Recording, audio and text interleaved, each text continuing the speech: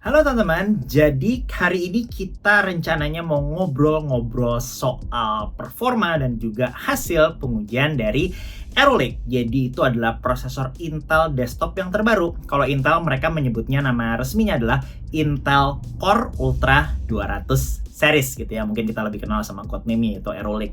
Gue sempat bahas prosesor ini di live beberapa waktu lalu dan di situ ada bahasan soal spesifikasi, pricing, arsitektur. Jadi buat teman-teman yang bener-bener belum pernah kenal Arrow Lake, gue sangat menyarankan teman-teman nonton live itu dulu, ada timestamp-nya gitu ya, baru ntar balik lagi ke sini karena banyak materi soal spesifikasi yang gue nggak ulang lagi di sini gitu ya. Soalnya kayak jelasin arsitektur, P-core, E-core tuh lama sekali. Gue ingin di sini kita langsung masuk ke bagian pengujian aja. Nah sebetulnya jadi gue dapat kesempatan untuk tes prosesor baru ini beberapa minggu lalu gitu ya. Terima kasih buat Intel yang sudah kirim CPU-nya. Prosesor ini ternyata sedikit lebih complicated dari yang gue perkirakan gitu ya. Gue berusaha mempelajari prosesor ini dari sisi tuning terutama gitu ya. Banyak sekali hal baru, banyak yang belum gue mengerti. Bahkan ada satu poin pengujian di mana gue lihat hasil gue aneh sekali gitu ya. Gue coba cross check sama beberapa teman sama CPU nomor 2 gitu. Hasilnya masih sama. Jadi yang teman-teman lihat di sini tuh bener-bener video kesan pertama, kenalan gitu istilahnya sama Arrow Lake. Mungkin di sini gue cuman bahas beberapa aspek yang menurut gue layak dapat highlight dan mungkin nggak terlalu in depth gitu ya. Ini lebih ke arah ya tadi kita mau ngobrol gitu ya. Oke lah, kita mulai sama hardware dulu. Ini gue ada 2 CPU. Mungkin yang utamanya lebih banyak di tes Core Ultra 9 kali ya, yang flagshipnya yang 285K itu yang harusnya 24 core, sama gue ada juga Core Ultra 5. Ini datang duluan sebetulnya. Jadi ini gue tes prosesnya ini lebih dulu, cuman gue cross check pakai Ultra 9.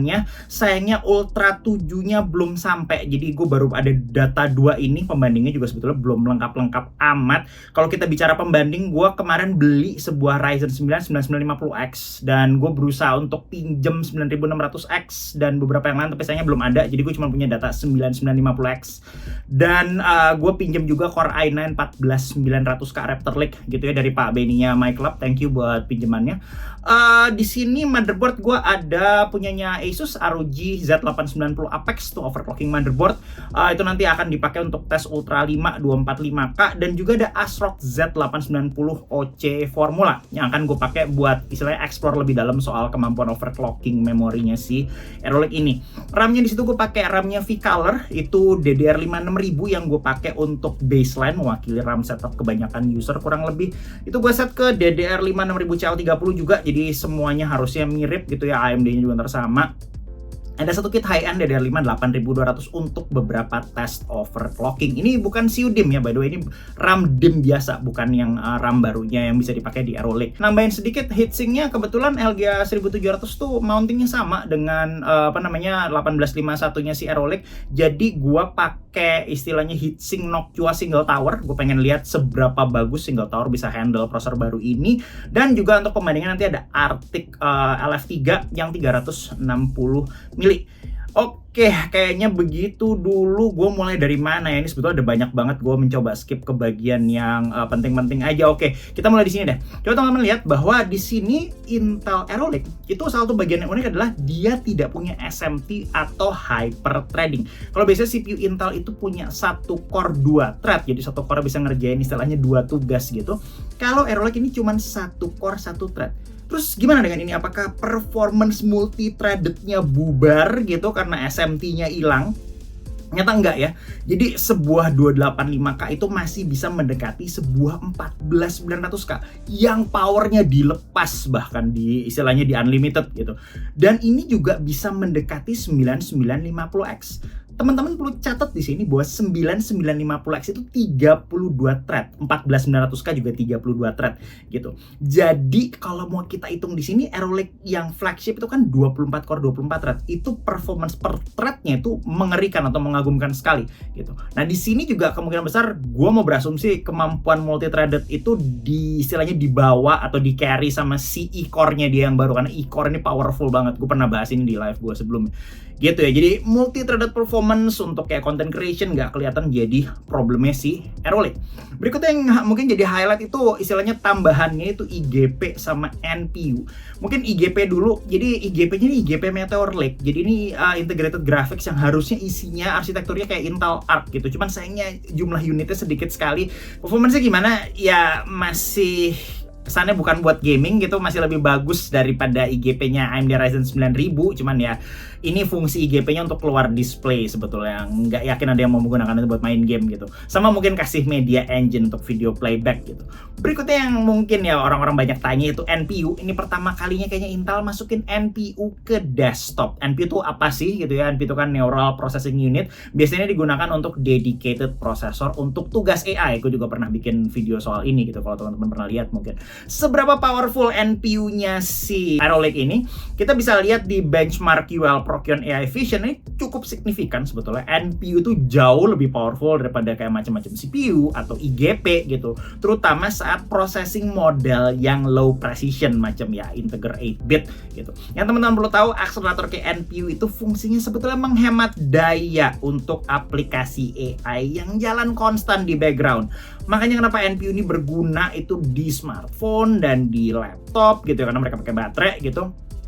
Tapi di desktop gue nggak bisa melihat NPU ini sebagai sesuatu yang krusial sekali saat ini gitu, karena power chipset motherboard aja mungkin udah lebih gede daripada power yang dihemat sama si NPU gitu ya. Dan gue belum melihat banyak software yang manfaatin NPU ini. Tapi sebentar, kredit untuk Intel, karena mereka punya software stack bernama OpenVINO, itu at least NPU mereka sedikit lebih berguna karena bisa di benchmark seenggaknya, karena NPU yang lain benchmarknya agak susah gitu. Jadi kadang-kadang mesti pakai software khusus gitu. Jadi intinya di sini NPU istilah belum segitunya berfaedah. Mungkin Intel mau taruh NPU atas nama biar bisa bilang ini AI PC. Anyway, next. Yang lebih seru lagi apa ya di sini? Oh, yang lebih seru mungkin temperature. Biasanya kan Intel punya masalah di temperature dan power. Kita start dari suhu dulu. Kita lihat di sini. Ini load Cinema HR23 pakai heatsink tower 120 mili. Ini kita bisa lihat 285K-nya tuh ada di 85 sampai 95 derajat. Relatif tinggi tapi nggak konstan sampai TJ Max rata gitu ya. Kalau Raptor Lake itu biasanya kalau kita kasih heatsink gitu, Raptor Lake bisa jalan di 100 derajat rata gitu. Jadi kita bisa lihat suhunya kelihatan lebih masuk akal di sini karena kelihatannya mungkin dia sedikit lebih efisien juga. Saat pakai water cooling ya suhunya di situ lebih rendah. Nah, tadi gimana dengan power? Harusnya peningkatan efisiensinya cukup signifikan. Coba teman-teman lihat berikut ini. Nah, ini kalau kita bandingkan itu ada Arrow Lake 285K sama 14900K yang unlimited saat jalan Cinebench R23 itu jauh sekali. Yang satu kelas 300 watt, yang satu lewat dari 500 watt. Itu CPU doang ya. CPU doang, total system power istilahnya. Dan kalau kita bandingin sama 9950X, si Arrow Lake-nya ini kelihatan equal gitu. Nah, ini pas waktu gue coba main game Cyberpunk gitu, ini kita lihat bahwa Arrow Lake ini relatif hemat dibandingkan 14900K-nya juga. Jadi ini sama kayak Cinebench tadi. Dan kalau kita coba hitung performance per watt atau performance dibagi total system power gitu ya, kita bisa lihat Arrow Lake 285K ini lebih dekat nilainya ke 9950X. Cukup jauh lebih unggul daripada 14900K yang unlimited power. Kurang lebih kayak begitu. Apalagi itu dari power, next apa ya, overclocking itu sebetulnya banyak banget opsi-opsi yang gue masih belum mengerti di BIOS. Jadi kalau dibahas di sini kayak bakal kepanjangan. Oh, kita bicara bagian yang menurut gue paling krusial aja kali ya. Memory control di Arrow Lake ini sebetulnya baru. Jadi Intel itu kasih rating kalau pakai DDR5 yang baru yang CUDIM itu namanya DDR5 6400. Walaupun kalau DDR5 yang biasa itu harusnya 5600, tapi itu rating official. Kalau kita bicara overclocking, ini tinggi sekali di Arrow Lake compared ke Raptor Lake gitu ya. Mungkin buat gampangnya teman-teman lihat berikut ini aja. Ini kita bisa jalan di 9733. Dan itu belum maksimal, istilah itu baru gua ngetes coba-coba iseng di OC Formula gitu ya. Jadi memory controlnya ada mode yang sebetulnya namanya Gear 4, ini udah ada di Raptor Lake dan Alder Lake juga. Dan ini sekarang bisa jalan di clock speed yang tinggi sekali, itu masih dual channel dan bandwidth-nya bisa tumpah-tumpah di sini kalau di Arrow Lake ya. Istilahnya kalau kita punya memori dan juga motherboard yang mampu. Tapi di sini yang jadi problem adalah hal berikut ini, teman-teman bisa lihat. Ini adalah AIDA latency, jadi memory latency dari Arrow Lake saat jalan DDR5 6000. Kita bandingkan dengan Raptor Lake. itu 80 nanosecond lawan 60 nanosecond itu jauh sekali dari sisi memori. Itu beda kayak memori standar lawan memori yang XMP overclock kayaknya gitu ya. Jadi itu jauh sekali 20 nanosecond bedanya. Gue konsul sama beberapa temen gue gitu. Jadi dia menyarankan gue di sini kalau pakai toolnya Chips and Cheese, dan di sini kita bisa lihat latensinya jauh sehabisnya. Yang kalian lihat biru itu Arrow Lake, yang oranye itu Raptor Lake. Jadi gampangnya gini ngelihat graf ini, makin tinggi dia berarti nanosecondnya makin gede, itu istilahnya memory latency-nya. Itu akan membuat Arrow Lake bisa punya problem, dan itu yang gue asumsikan terjadi di performa gamingnya. Makanya kenapa tes performa gaming gue kelihatan kayak aneh gitu. Gue nggak tahu nih yang aneh gue sendiri atau review orang lain juga sama gitu ya. Jadi buat gampangnya berikut ini beberapa performance numbers gitu ya, teman-teman bisa lihat berikut ini.